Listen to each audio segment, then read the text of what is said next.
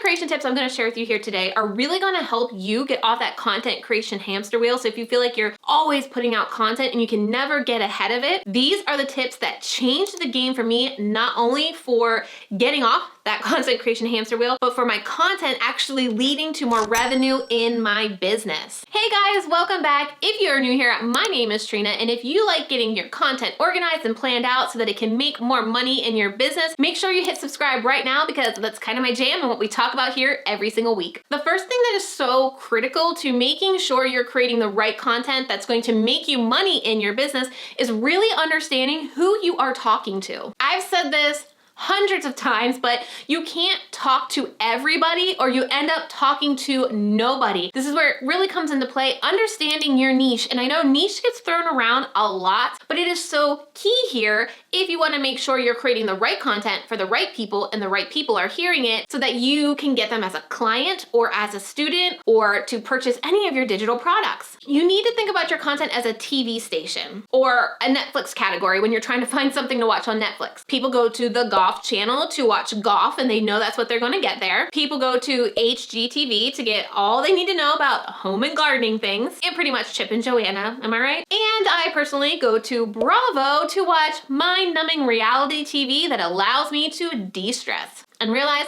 my life isn't as bad as I thought it was. Side note, if you do watch Bravo and you watch Real Housewives, let me know what is your favorite city to watch down below. I'm gonna go with New York. I love a good Sonia. Let me know who your favorite is. But getting back to your content, think about why people are gonna be following you on Instagram or here on YouTube. Why would they wanna click subscribe or why would they wanna click follow for your content? For example, I follow Natasha specifically for her content around creating reels and coming up with reel strategy. I know when I see a video or I see a post from her, she's gonna help me with anything I need to know about reels. Now, that content, that initial zone gets me to know, like, and trust her, right? I know I'm learning from her. I'm learning more about her with this content. So I'm watching her, I'm learning, I'm taking in all of her free content. Then when I see her post about these VIP intensive days, I'm like, how do I sign up for one, right? I've been watching her about reels and Instagram, and then she mentions about how she has this service, and I'm sold. I know I need that, right? Knowing who you're talking to, knowing what zone you're going to be in gets the right people watching, gets the right people wanting to work with you. So take this time right now to think about who are you talking to and why are they going to watch your content? Remember, they're not just gonna watch you because you are you. You need to give them value first. You need to get them bought into you as a person before you start talking about whatever you wanna talk about, okay? The second tip is chasing the wrong metrics or really honing in and focusing on metrics that aren't making you money. So for example, here on my YouTube channel, so many experts and people in authority look at my channel as not that valuable because we are a small channel. We're under 40,000 subscribers. Subscribers personally isn't something that I'm looking at on a daily basis because subscribers aren't making me money. In fact, here on YouTube, while yes, you can make money from AdSense, that's literally play money for me because I make 40 times more in my business than I make with my AdSense paycheck every single month. Another great example of how followers and subscribers do not equate to more money in your business. I've worked with 2 clients, and in one particular year, one client had about 12,000 YouTube subscribers. Another client had about 500,000 subscribers. So 500,000 YouTube subscribers, 12,000, 500,000. Both business owners made over $500,000 that year. This one had 12,000 YouTube subscribers. This one had 500,000 YouTube subscribers. This particular channel was very niche. She understood her audience. She spoke to a very specific person. So when she launched her products, when she launched her course, they immediately sold and she'd make hundreds of thousands of dollars on those launches. Whereas that 500,000 subscriber channel isn't as niched. And so dropping different products and different services didn't sell as quickly as the very niche channel. So what I suggest you looking at is not focusing on those vanity metrics, but looking at things like how much traffic is my website getting for maybe YouTube or Instagram. If you have a course or digital products, maybe asking those people, how did they find you? Because odds are they're probably finding you on video somewhere, maybe from YouTube or on an Instagram story. You also want to be tracking things that show people are watching your content and engaging with your content. So you may want to look at how well your click-through rate is here on YouTube, or how many people actually comment on your posts over on Instagram. Remember, the algorithms of pretty much all the social platforms right now will push video content to the top, and also content that is shareable, that is watched, that is valuable, and that's all tracked by how much people engage with your content. So I would focus more on the engagement type metrics than the bottom numbers of followers and subscribers and even likes. The third tip is making sure you have a plan with the content you are creating. I see this all the time. My students are creating content, and I ask them, what are you creating content for? And they're not quite sure yet. So you need to really think, what am I creating this content for? For me, I know every single quarter I'm leading up to a launch, whether it's the Video Reframe Summit that we're doing next month. So if you're interested in learning more about this free summit, teaching you how to reframe the way you think about video content, I'll leave a link down below for you to get your free seats. But I know all my content is talking about creating content, simplifying content, using content in your business, knowing my end goal is to get people to that summit. If you don't have a launch, maybe you have one-on-one services, or maybe you have coaching services. So your content really needs to focus on how are you building the trust with a potential coaching client or a potential one-on-one client? How are you building that, and how are you getting them to know about that? Listen to me loud and clear here. We are not just creating content to create content. You have got to have an end goal in mind. Otherwise, you're wasting your time creating content. Knowing your long-term goal here is key. Getting so many clients a month, booking so many discovery calls a month, selling so many digital products a month. That is what you need to be focusing on when it comes to figuring out your content plan and knowing what kind of content you're going to be creating. If you've noticed, for me, I'm currently doing a case study on my YouTube channel in the month of January where I talked all about content, creating content, content creation. And the goal of this particular case study, the goal of all of the content that I put out this month, is to see if the particular strategy I'm using grows my channel. I work with business owners in my agency where I develop their entire strategy for them, upload, optimize their videos, and I'm constantly testing different tactics and strategies to see if it works so I can get them the best results. So a lot of the times I'm using my channel as kind of a testing ground so I can see if it works, and then I can implement it on my client's channel so they can see faster, better results. Knowing that, all my content, like I said, this particular month revolved around content creation to fit this case study I was developing. The fourth tip is don't do all the platforms with original content. You have got to have some type of repurposing system in place, and hear me out on this. I will create a YouTube video, what I'm doing right now. This is my pillar piece of content. This comes out every single week, come sickness, come quarantine. This video has to come out every single week because from this video, we then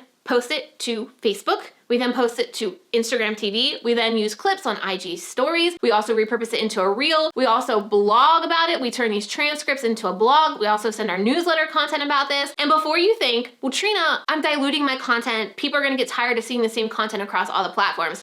Wrong. Just the other day, this amazing analogy hit me across the head. I was taking my kids to their grandparents' house for the day, and we pulled out of the garage and it was like a blizzard outside. I could hardly see in front of me, and I thought, we're never gonna make it to grandma's house. I'm gonna have to turn around before we even get to the main road. So I got to the end of the neighborhood, I turned on the main road, and within seconds, the snow was gone. Okay, so Trina, how does this relate to my content? So many times we're focused on this little circle of ours, right?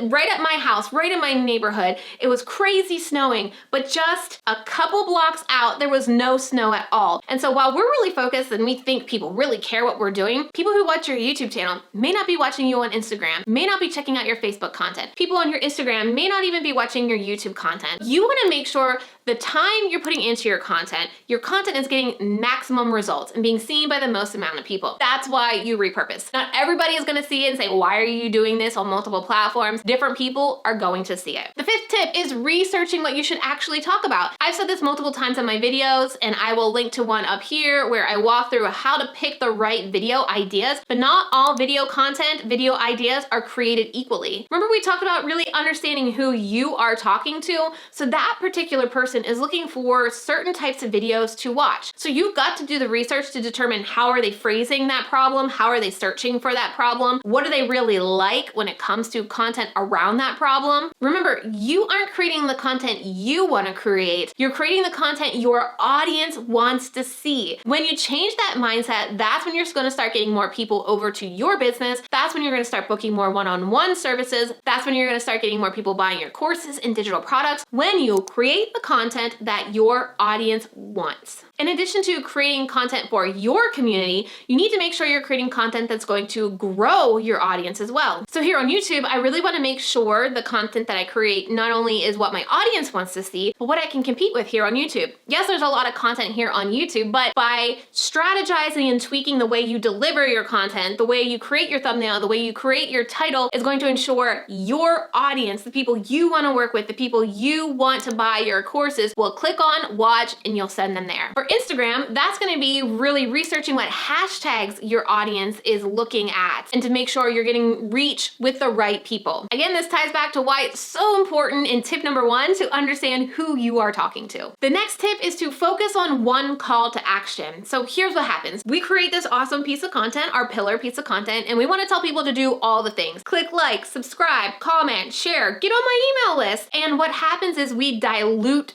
all of those call to actions and confuse the viewer. So they end up taking no action at all. What you need to do is when you are planning your pillar piece of content, think about one call to action that you can do and then one secondary call to action. You'll notice at the beginning of this video, I gave you a call to action to subscribe. That's kind of my secondary action because at the end of this video, I'm going to tell you about the awesome next video I want you to watch. And that's going to be my primary call to action because I want to create a binge session here on YouTube for YouTube to push my content to more of the right people. And by getting you to binge helps me do that. So when you're planning your content, try not to add as many calls to action as possible, but think about one primary thing you want to do and then maybe a secondary one. Don't add too many or you're going to confuse your audience and they're not going to do anything. I've got a couple more tips for you, but before we keep going, I would love to know if you have any tips to help make content creation easier. Maybe you've set up templates, maybe you have a workflow, maybe you've gotten help. What is something that you've done that makes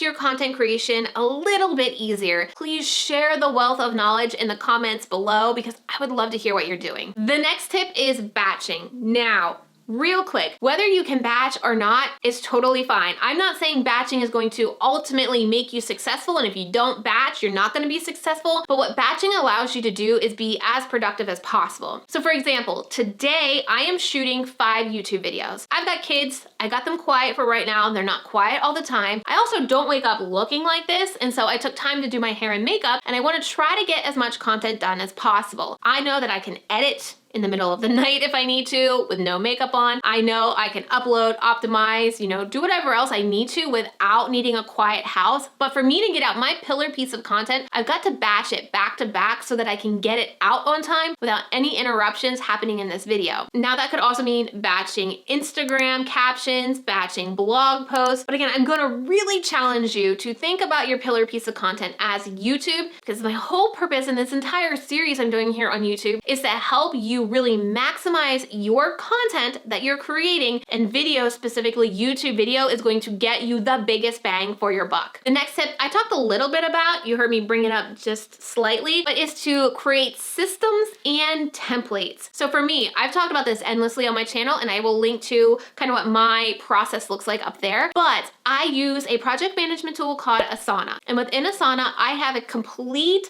content creation template. So when it comes time for me to create my pillar piece of content each week, I will duplicate that particular card, which has every single step I need to do. I am fortunate enough right now to also afford a team that helps me edit, helps me upload, and anything else that I need. So with that, I can see everything that I need to do in a checklist format. So when I'm sitting down here filming the video, I'm gonna also look at my checklist over here and say, okay, I need to film a Facebook ending. I need to film an Instagram ending. I need to take a thumbnail photo so that I don't forget. By having this system in place, it will streamline everything. You won't forget to do something, and your end result will be better because of it. If you are fortunate enough to be able to outsource some of it, you're going to be able to let them know when it's ready for them. So I'm going to film this video. As soon as I upload it to Google Drive, I'm going to ping my video editor and give her a due date and say, this is done, have it done by this date. And she's going to know it's time for her to start editing. So having that system definitely streamlines this this process and makes it a lot easier, and makes it a lot easier for you to hire somebody to jump into that process. The second thing is templates, and you will see a lot of my thumbnails, you can see a template there. You will see that a lot of our title screens here are a template. You will check out my Pinterest images and my Instagram images. There are templates in play so that when I'm done filming this pillar piece of content, this YouTube video, anybody else who's working on this with me, or if you're doing this solo, all you have to do is copy and paste that template, switch out the text to fit that particular video, and you're done. You're not recreating the wheel every single time. You've already created it once and you just have to switch things out, which is gonna highly speed up your process to get things out, like Instagram posts, Pinterest images, even your YouTube editing when you create these templates up front. All right, I've got a lot more tips to really make content creation easier. If you wanna see a part 2 of content creation tips to make your life easier, comment below, please give me part 2 and I will add that to my content plan. Now, like I said, I have spent all this month really focusing on how to help you create a content marketing plan that saves you time and makes you more money in your business. So I highly recommend clicking on the playlist that's on your screen right now. Maybe go grabbing some popcorn, maybe a LaCroix, and get ready to binge watch this just like you would any Netflix series, because it is full of gold information to make your life easier. So click on that playlist and let's start at video 1.